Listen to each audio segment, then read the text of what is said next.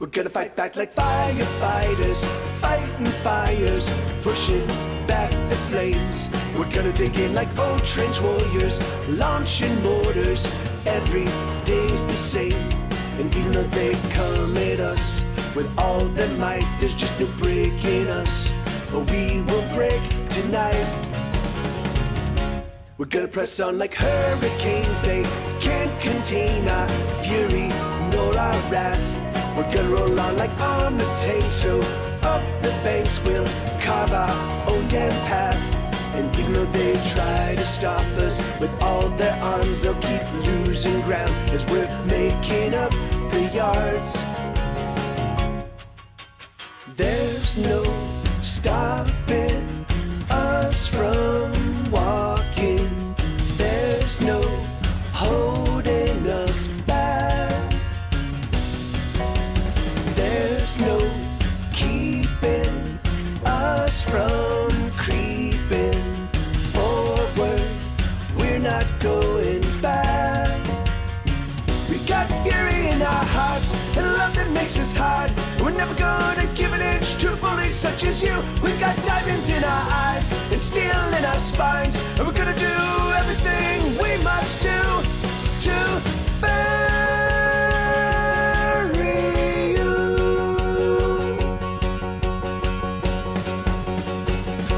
We're gonna roll in like clouds of thunder, thunder and lightning, sleet and hail and rain. We're gonna crash in like vast tsunamis, crashing over, drowning everything. And even though they try to stop us with all their hearts are small and they break apart easily. There's no stopping us from walking. There's no holding us back. There's no keeping us from creeping forward. We're not going back. We've got fury in our hearts and love that makes us hard, and we're never gonna give an inch to bullies such as you. We've got diamonds in our eyes and steel in our spines, and we're gonna do everything we must do to bury you. Give up, surrender, we'll let you go home. We'll let you go home. We'll let you go home. Give up, surrender, we'll let you go home. We'll let you go home. We'll let you go home. There's no stopping us from walking. There's no holding us back. There's no keeping us from creeping forward. We're not going back. We've got fury in our hearts and love that makes us hard, and we're never gonna give an inch to bullies such as you. We've got diamonds in our eyes and steel in our spines, and we're gonna do everything we must do to bury you.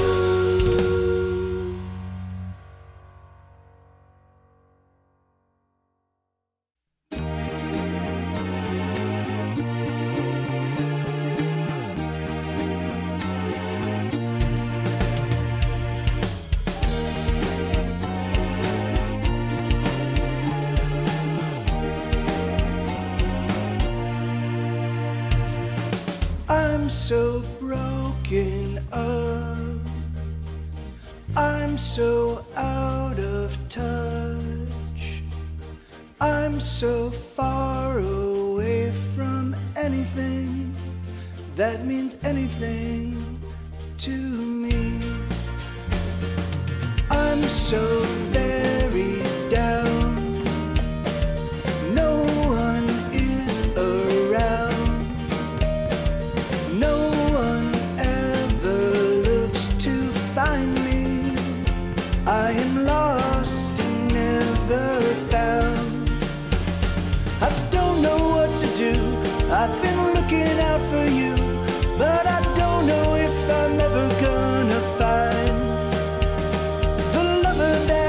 dream will one day say to me, I'm never gonna ever leave your side. I guess it's true. I'm unlovable. I'm unlovable. I'm unlovable. Oh, I'm unlovable. I am all alone. My heart is made of stone. My heart is heavy in my chest. I wear it best when I'm alone. I am all alone, out here on my own, watching people love each other, one another. Where's my love? I don't know what to do. I've been looking out for you, but I don't know if I'm ever gonna find the lover that I dream will one day say to me, I'm never gonna ever leave your side. I guess it's true. I'm unlovable. I'm unlovable. I'm unlovable. I'm unlovable. I'm unlovable. I'm unlovable. I'm so broken up. I'm so out of touch. I'm so far away from anything that means anything to me. I don't know what to do. I've been looking out for you, but I don't know if I'm ever gonna find the lover that I dream will one day say to me, I'm never gonna ever leave your side. I guess it's true. I'm unlovable.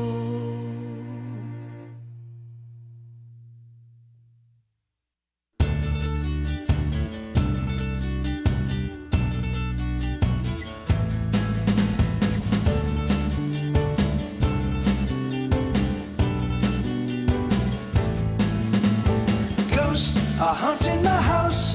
They drift through my head. Some float through the upstairs, some sleep in my bed. My place is quite crowded with the echoes of the dead. Some smash on the things and break all the glass. Some simply... Okay, so I'm gonna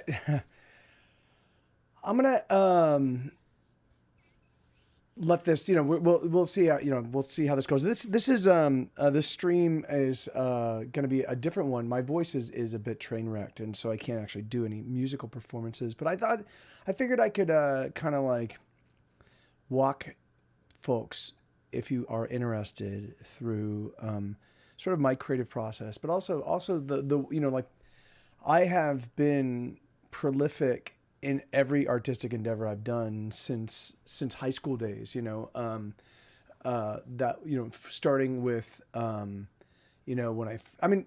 before high school days, because I was a big role player, and would create these like vast universes with like literally like, I would put together my own superhero team for Marvel superheroes, and come up with all of their backstories and come up with all of their just to set up, just to run just to run even packaged adventures. I would modify to kind of fit within my little universe, that kind of stuff. But I can't. But the thing is that like I'm in a weird place right now. I've been in a weird place for a while. But and so yeah, and so if so, I'll give this maybe like 15, 20 minutes. And if it looks like that folks aren't interested, then of course I'll just go, because I'm not a glutton for punishment. Um, but it's funny because, I've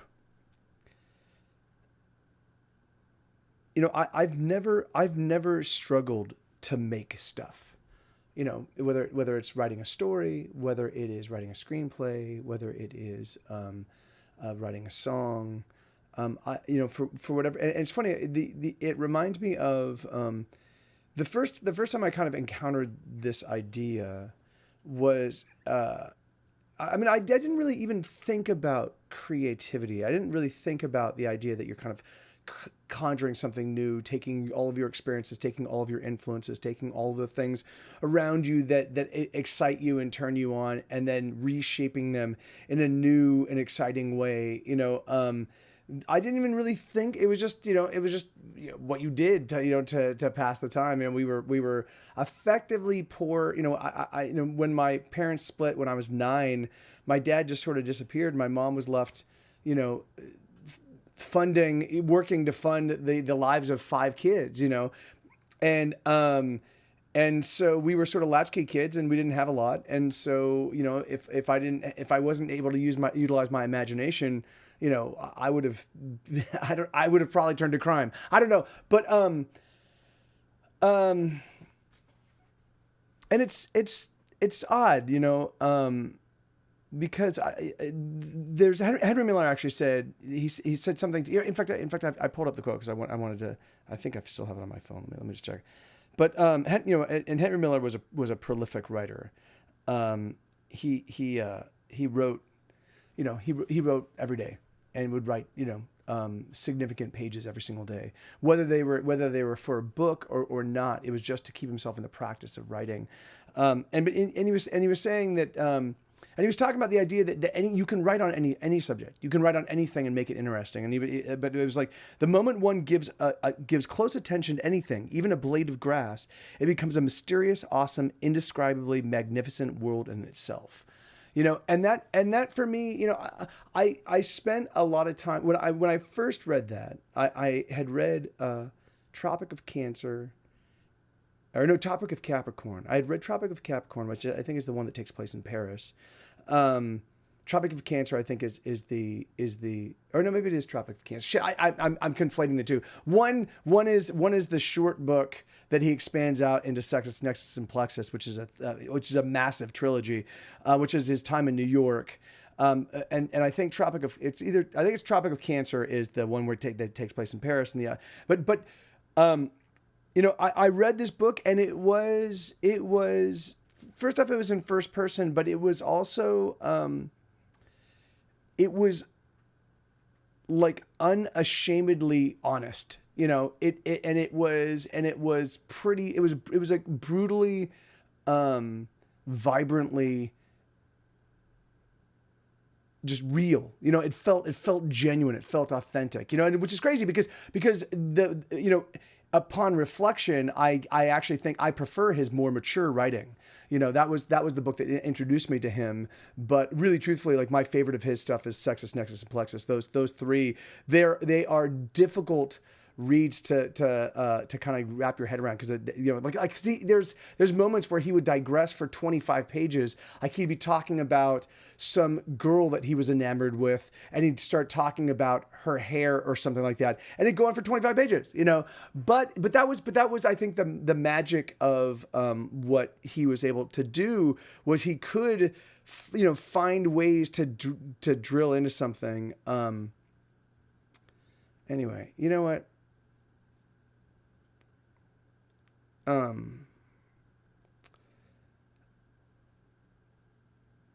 Yeah, you know what? Fuck it. I'm gonna go. Thanks, guys. Thanks for those.